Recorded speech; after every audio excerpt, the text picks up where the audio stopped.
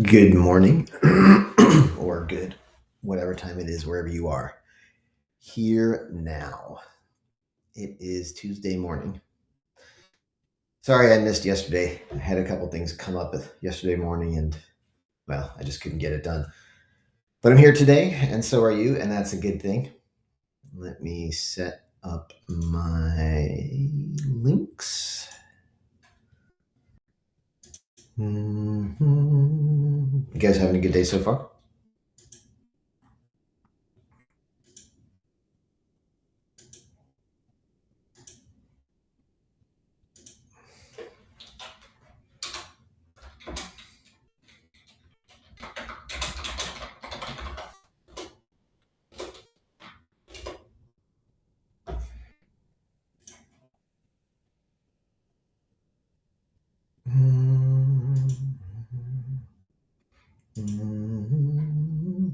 There we go.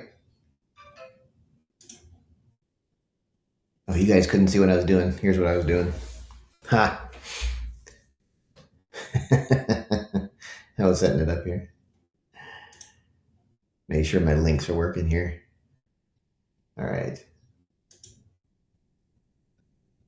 Uh, yeah, things are getting crazy still, but I don't know. It seems more of a controlled chaos now than it did about a week ago in terms of Iran and all that type of stuff. I think things seem to be coalescing a little bit more instead of being complete chaos, and now it's just complexity with a lot of potential paths out. And I'm going to talk about that today. That reminds me. Oh, you guys can't see this again, can you?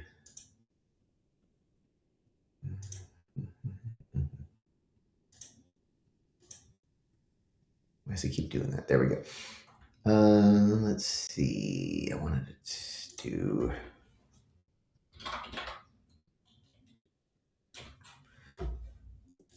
Does he even post on this anymore? Nah, not really. Trump Truth Social Post. Let's see what we can come up with here. I read it, but it's always these screenshots. And the one I'm looking for is the one where he said, "Yeah, this is the one." Yeah, I want to keep that set up there.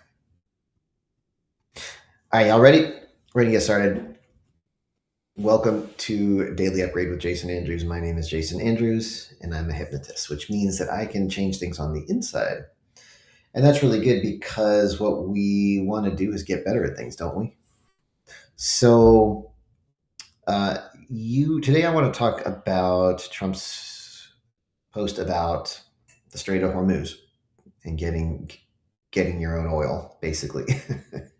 There's a lot of good stuff here. And the first thing we're going to do is sort of clear our heads by taking a deep breath in, holding it, and then letting it all go. You ready? Deep breath in. Hold it. And let it all go. And the next thing is we're going to take all of these thoughts, wherever your brain has been, we're just going to bring them all in here. Right? So you can focus in. Now, today, this is what I want to talk about right here. Let's make this bigger. This is something that Trump posted, I think, early this morning, a couple hours ago. I'm just going to read it first. I know you can read it, but it's important. Some of the wording here is really important.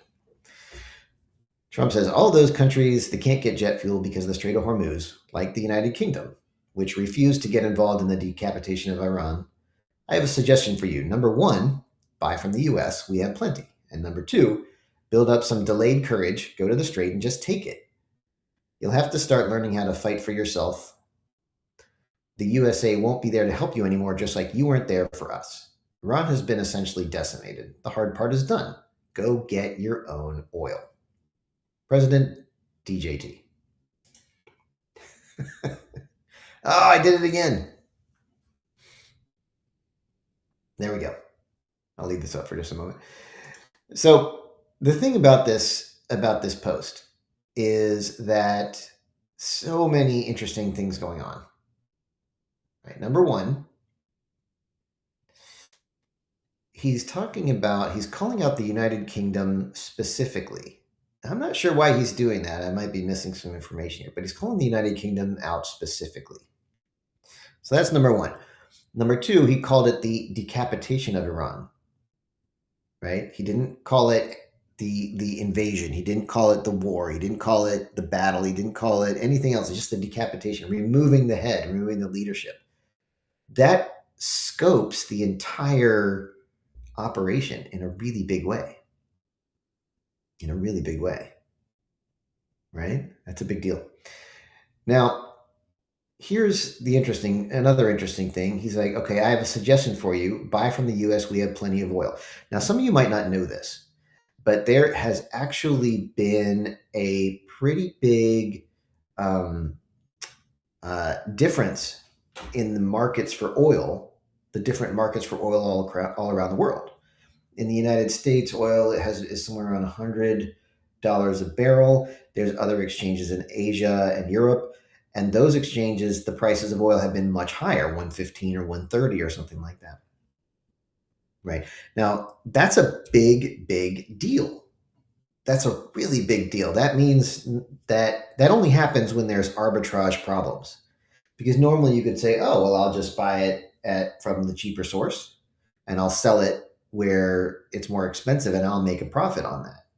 And they do that until this price goes up and that price goes down until it evens out.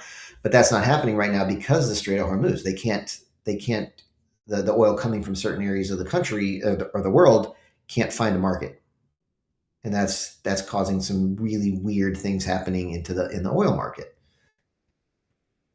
Now, so America's not really suffering that much. I mean, gas is what, $4 a gallon? It's not that bad. It's not that bad. But in Europe, it's horrible. In Europe, prices are much higher. In Australia and Asia, really, really bad. Japan has a big stockpile, and I think we just gave them some agreement that we would sell them oil at a certain price or something like that to help them out. But the short end of this, the short summary of this is that Europe they're in a much worse situation than America is. Much worse in terms of oil. They don't produce much of their own. On top of that, Europe has been hemming and hawing. They've been hesitant to increase their defense spending. They've been hesitant to do anything. They haven't been helping with NATO. They haven't been doing basically anything except harassing Trump. Really, that seems to be their big, their big stance, their big mindset. Okay, so that's number one. I mean, that's the big thing to take away about the difference between Europe and America and Asia. Europe and Asia are having much worse oil troubles than we are. Now, when you add in the NATO defense thing and how Europe was not helping us with the Strait of Hormuz, or much with, they were threatening to, no, you can't use our bases. Okay, that's NATO. NATO's almost dead in the water at this point. So what is he doing? He's saying, okay, hey, UK, we've done the hard part. If you want oil, you get it yourself. You can either buy it from us, which is good for us because that means that America makes a lot of money, or go in there, increase your defense, increase your participation, and open up the strait yourself. Now, either way, America wins, right? We either get lots of oil revenue and become an oil exporter, producer and exporter. We take money away from other exporters, and we create a strategically important, not a chokehold, but we have a big. We become more important because we got the oil, right? So That's option one. And option two is America stops defending Europe and makes Europe defend themselves. And I think I've been thinking about this for a long time. I think one of the reasons Trump has been needling Europe so much is that he actually wants them to kick America out so they stand on their own 2 feet. Because if they stand on their own 2 feet, they're going to have to do something about their immigration issues. They're going to have to psychologically. There's this like, oh, I'm just going to be passive and let everything happen to me and all that. And that's what Europe's been doing. And Europe has just been overrun with migrants. I mean, something like 200 million migrants have come into Europe in the last 25 years. It's ridiculous. So that's psychology. That oh, I'm just going to let everything happen to me. That's what's infected Europe for a couple generations now. But if they have to do something militarily, that gives them agency, that gives them strength. And once that infuses into the psyche of Europe, then they start going, well, I can enforce borders now. I can get rid of the people who are not that this is not their homeland, and maybe we can send them back to their homelands. I mean, it's the idea that basically everybody should be in their own homeland. I think that's kind of what the idea is. So that's what's kind of going on with this. It's really fascinating to me to watch this. We'll see what happens because Europe can't, they don't have another option. They got to have the oil or it'll be a disaster for them. If they don't have it, their industry dies. Their heating, they have heating issues in the winters, right? What are they going to do? Buy more oil from Russia?